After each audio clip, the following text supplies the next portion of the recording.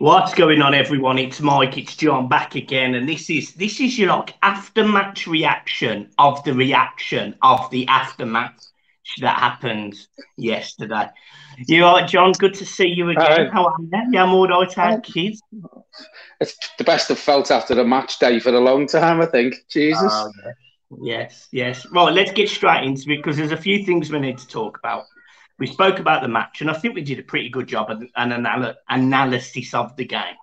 I want to talk about the teams around us as well because I think that's really important. We start looking at that because if we're going to get out of this, we need to pick up results where other teams don't. So let's get straight into it. Leeds have just lost. Good result Really for us, really, useful. that. Really, really useful. Do you see Leeds dropping into the mix again? Yeah, I do. I watched them, and Forest were the better team, in my opinion, from what I've seen of it. Listen, I think before today's game with Forest and Leeds, I think the result we wanted was probably Forest to get the 3 points. That's happened. So, I mean, I'm looking at the league table now. Leeds are 17th on 18 points. We're 18th on 18 points. It's close down there again, Michael. Up to Leicester, who are 21st with 21 points. There's 3 points in it. You know what I mean? So it's very, very close down there. Another couple of wins, Michael, it takes you right up the table. We've got to start looking around Brighton, who are sixth, if we want to chase them Europa League places. Do you know what I mean? But it's funny, actually, because you keep making this comment about Everton finishing above Liverpool. You keep making it. Well, I'm telling you now, they are 10th on 29 points. When we beat them next week, we are only 8 points behind them. They have got a game in hand, but they've got to win it. Like I said yesterday, Michael, these teams who've got games in hand around us have got to win it. Wouldn't it be great if we finished above them? And I don't want people to jump in the comments who are red saying, going on about Liverpool again. I'm just stating a fact. You're a poor, poor team. Poor team. Jesus Christ, we got 4 wins all season and all of a sudden we're winning the lot. Hang on a minute. They've only got double us, and they were supposed to have been challenging for the league. So, right, let's talk about the teams around us then. Leeds obviously strengthened, Southampton strengthened, Bournemouth Forest. Forest are both 3 teams. Obviously, we didn't strengthen, and I made a comment during that video saying, look, it disappoints me, but it may help us because we haven't got to gel these players in. They're not gambles because we know what we've got. I thought you could see that yesterday. Yeah. Listen, we've seen teams who have strengthened in the past and they've brought too many players in at once. When you bring that many players in, Forest got a result today. They may be an exception with the players they've brought in, but we've seen it with Chelsea when Lampard was there, Michael. Brought that many players in. It took them 12 months to gel. He lost his job. So it does. I think now, the way Everton have got to look at it and the way Sean Dyche has got to look at it is, we haven't brought no one in. It is what it is. We've got what we've got. I'm just going to work with these players. So, Listen, I think all Everton fans would have liked to have seen us make 1-2 additions. It's done now. We've got what we've got, as you said. Squad of players he's got us, what he works with. And yesterday was a perfect example of that. He's had a week with them nearly, and you could see a complete change in the setup, the energy that come from the team, the way each man played, knew his own job. And the togetherness again, it was like they were fighting for the shirt again. So you start bringing 2, 3, 4 players in, sometimes it can disrupt that. So come the end of the season, we mightn't be saying this. We might have said, should have brought 3, 4 players in. But come the end of the season, if we get out of this and we can put a bit of a run together now, you forget that we didn't really bring anyone in. You know what I mean? Yeah, I think, this is a bold statement to make. But I think if we get something at Liverpool next week, it almost makes up for the fact that we didn't against Wolves and Southampton at home, which means in a points position, Everton could possibly be 14th or 15th. And that's where I've said Everton would finish this season. So I know that we're not away from the drop zone. I know that we're still very much in it. I know that we're still going to be in a relegation battle if we were to go to Anfield and get 3 points. But the facts are, in terms of a league position, we're not actually much different than what I predicted we would be. So it's been weird. I think if we'd have lost yesterday, and the fact that Southampton lost as well, but then other teams got results, like West Ham got a draw at Newcastle, and Leicester got a result at Villa, and you know, the other team above us, Wolves got a really good result yesterday as well. I think we would have been entitled to really start worrying and start going, yeah, look, we're going down. Whereas all of a sudden, I have got a little bit of hope that this group of players with this manager can get us out of it. I mean, you know, I've been saying for the last 4, 5, 6, 7 weeks, to be honest, we're going down. Yeah. And yesterday just gave me a little bit of confidence to go, we might not. I'm not saying we're not going to go down. I'm not saying we're going to stay up. I'm just saying we might not go down. Yeah. If we could go to Anfield and beat Liverpool next week, I think we stay up. You said yesterday, with the win yesterday, it's sort of the 2 losses that we've had at home with the teams we should have beat, as you said yesterday. The win yesterday sort of cancels one of them defeats out. If we can get 3 points at Anfield, at the least a point, Michael, I'd take that. 4 points from 2 games, you know, Arsenal and Liverpool. Because Derby's away form goes out the window, as I said. But if we could get something from that game next week, sort of cancels out the other home game that we lost and we should have got something out of. So then it's starting to look a bit healthier. Then we have 2 home games. Leeds are no great shape, so I expect us to beat them at home. Villa got beat yesterday by Leicester. I think Villa were at home as well, if I remember correctly. We've got 2 home games there against teams who Leicester have been on a poor run up until yesterday. I think it was a while since they've won a game, or they haven't won many in the last 8, 10 games. Our Leeds going to be one of them teams where they've brought that many players in, they're sort of not gelling yet, you know, because they brought a few in as well. So yesterday's result and the game at Anfield next week, if we can get something out of that, as you said yesterday, it sort of cancels the 2 games that we lost at home where we should have really won. Then we can move on then with the next 2 home games. But if we could get 6 points out of Dyche's first 2 games, Arsenal at home and Liverpool away, what a start that is. Michael, I tell you now, I'd take a point. I'd be happy with 4 points out them 2 games. Yeah, but John, I would have been happy with 2 points. I'd have been happy with 1 point out of them 2 games. I didn't expect us to get anything out of either game. But now I'm going into that game at Anfield, and I'm thinking, do you know what? Dyche has got a good record against Liverpool in general. Yeah, and it may mean that one form of result we can get something. We can.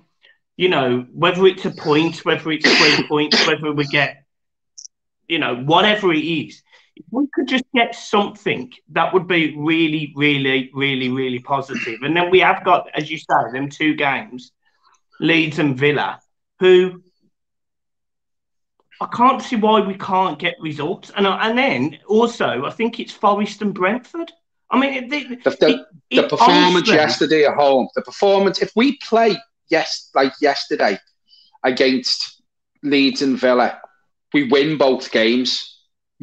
I'm pretty sure of that. We win both games unless they turn up and put a better performance against us than what we did yesterday. We win them 2 games. Now, there's a lot of, in years gone by, let's be honest about it, not many Everton fans have given us much hope going over against them at the Park at Anfield.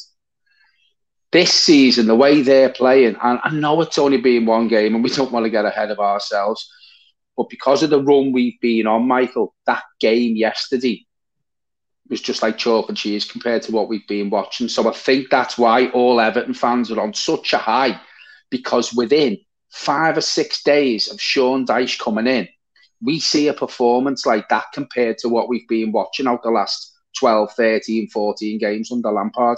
I think that's where a lot of Evertonians now feel like we can kick on and we've got a newfound confidence. And that's why I'm not worried about playing them over the park. I'm really not. And years gone by, as I said, we all have been. But I'm confident we can go there, Michael, and get something. Even if we go there and get a point and then win our 2 home games, that's 10 points out of a possible 12 all day. You get 10 points out of a possible 12 against them 4 teams, I'll put money on us staying up. That's how confident I'd be then. Yeah, I don't think we'd be in the bottom 3 at that point, because I don't. It's going to be interesting who's going to drop into this, because I think Wolves. I think Leeds do. So do I. I think Wolves have got enough to stay up. I think we're going to have at least enough organisation to stay up. Our issue is going to be goals, and we know that anyway. So I really do think that it very much is between us and West Ham, I think, will drop into it. You think West Ham as well? Yeah, I mean, they could do. They've just managed to. I know they beat us, and it was emphatic, but they wouldn't have beat us yesterday. West Ham. No 2 ways about it. They wouldn't have beat us yesterday. I think the Leeds game coming up is massive. Like, it's massive, because if we can get 3 points over Leeds and already be ahead of them in the league, that's a massive boost, especially when they've got a manager that. I mean, Connor's a fan of the channel, and I'm a big fan of his, and etc. And he loves me and fancies me, and I'm going to send him the clip of this video so he knows. But, he's very much the manager out at Leeds. Is he? Yeah. I think most Leeds fans are at this point. I think a lot of them have turned on Jesse Marsch, and it'll be interesting to see if they decide to, in the football terms, pull the trigger and fire the manager, and I don't think. I think their owned. I heard something on the radio this morning. I think 20% of them is owned by some sort of American baseball or whatever it is. Yeah, so I don't think they'll pull the trigger on Jesse Marsch just like that. I think he's going to have to. I think they'll give him a good more few games before they pull the trigger. We've strengthened. They brought that Weston McKennie who come into Leeds, and they have strengthened. They've let him strengthen. So I don't think Jesse Marsch gets sacked anytime soon. I expect him to still be in charge for the Man United game, and then for the game against us as well. I don't think he'd be gone by then. No. Just talking back on yesterday then, because I feel like it's important. We've digested it. I don't know if you watch Match of the Day, but I did. First time since October. Yeah, it was on first as well, so it was easy to watch. Yeah. You could actually tell that the players walked off that pitch more confident than what they walked on it. Like they walked off with the hugest smile on the face. There's been various clips being shown from the goal where Coleman's on the floor, like literally crying. You've got Anana in front of the fans cheering us and cheering us on. You've got him saying, "I'm not fucking leaving." You've got Calvert-Lewin coming out. Sean Dyche has done a magnificent job in 6 days or whatever it is. He said to the lads, go and have a beer or two, come back on Monday, you're going to work hard again. I really like him. I really, really like him.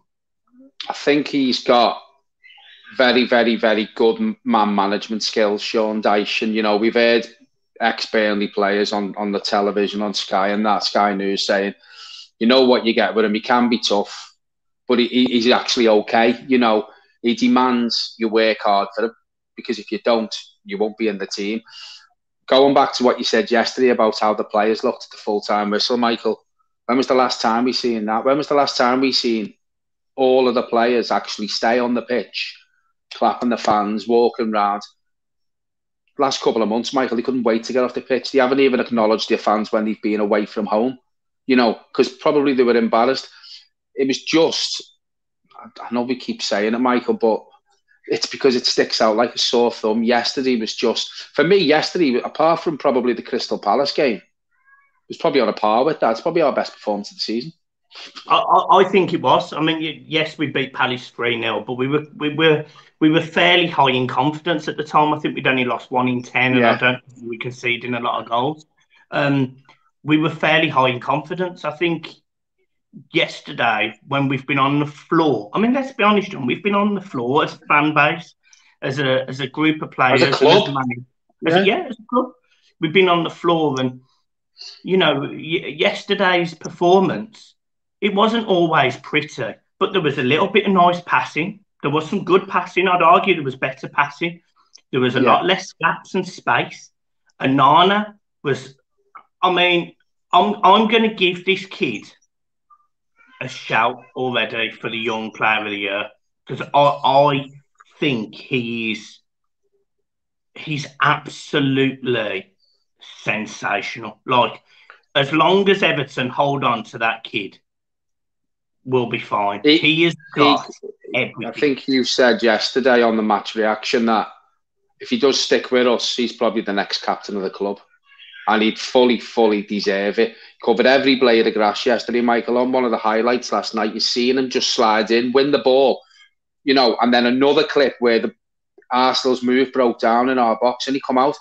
And I don't know how he done it, but he sort of had his back. He flipped it. Yeah. I mean, he's not doing that a couple of weeks ago. And I think all of a sudden, the confidence that's coming to the players and to the fans, I'm not going to say the club because we know what the other side of the club's all about, and I don't want to talk about them anymore. But as fans and as players and as Sean Dyche and as a team, he's brought that newfound confidence in. And I like his man management. He gave them a Q&A the other day. He didn't want no names putting on the paper.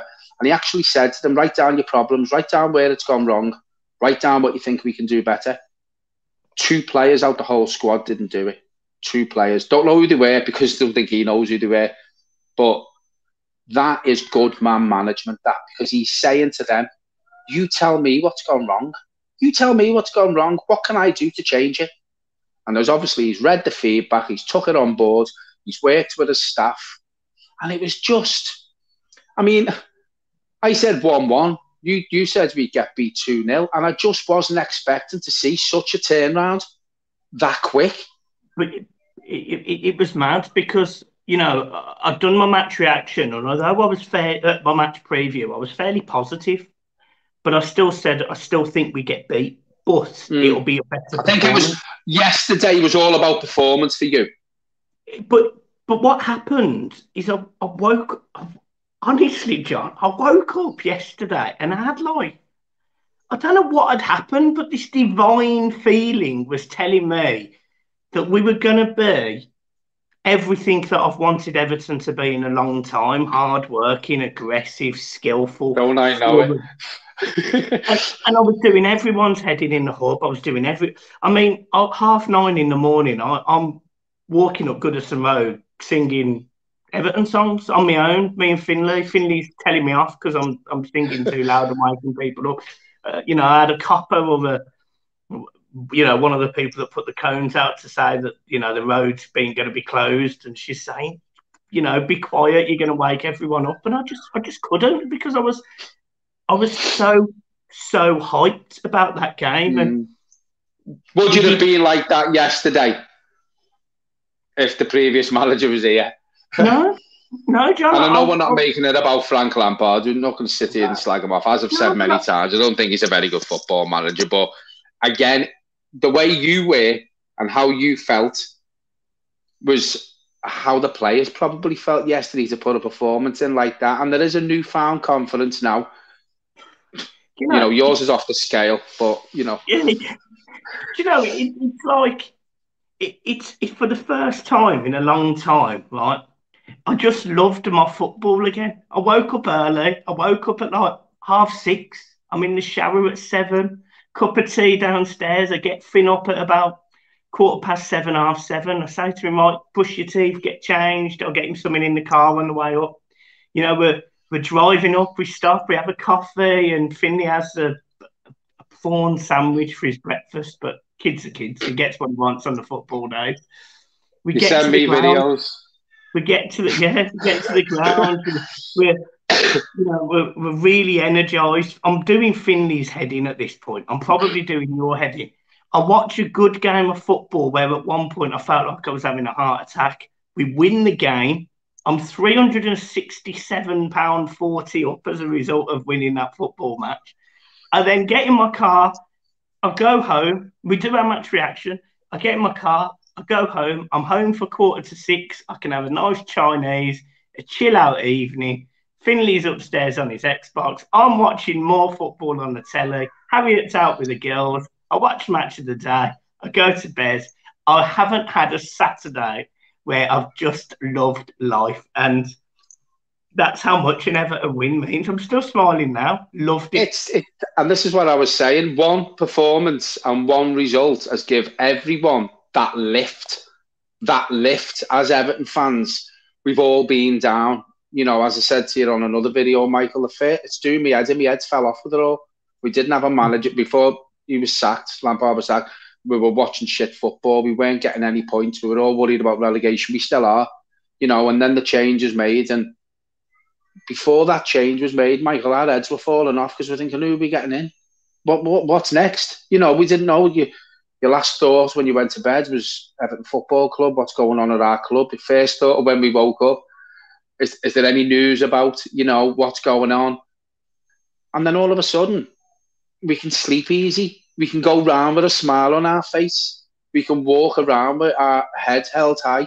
And I know I don't want to sound like I'm getting ahead of myself because it's one result. It's one result. But it's the difference in the way we got that result, Michael, that's making us feel like this. From what we've been watching to what we were worried about, and we're still worried about it, as I've just said. But there's a newfound confidence now, and you can see it in the players as well. The crowd yesterday, I just want to mention the crowd as well, Michael, all the Everton fans. Absolutely fantastic. Fantastic. From the first whistle to the last whistle, we were 110% behind the manager, behind his staff, and behind every player who participated yesterday. Absolutely fantastic from the Everton fans. And this is what we needed. They done their protest walking up Spellow Lane. They come in the ground. That was all forgot about. And I said this on the video the other night, Michael, this is what has got to happen. We have to get behind this team now for, at the time, 18 games. Everton fans yesterday were absolutely spot on. Spot on. So I just want to, you know, I just want to say that every Everton fan yesterday deserved that performance and deserved that victory, because I think yesterday the team worked with the fans and the fans worked with the team yesterday, and it all come together. And yesterday, as I said, you know, it was a collective group yesterday. It was the fans and it was the players and it was the management. Everton fans yesterday, I just want to say thank you, because it was a privilege to be in Goodison yesterday with all yous, because the backing that we gave that team was something that we haven't heard for a long time.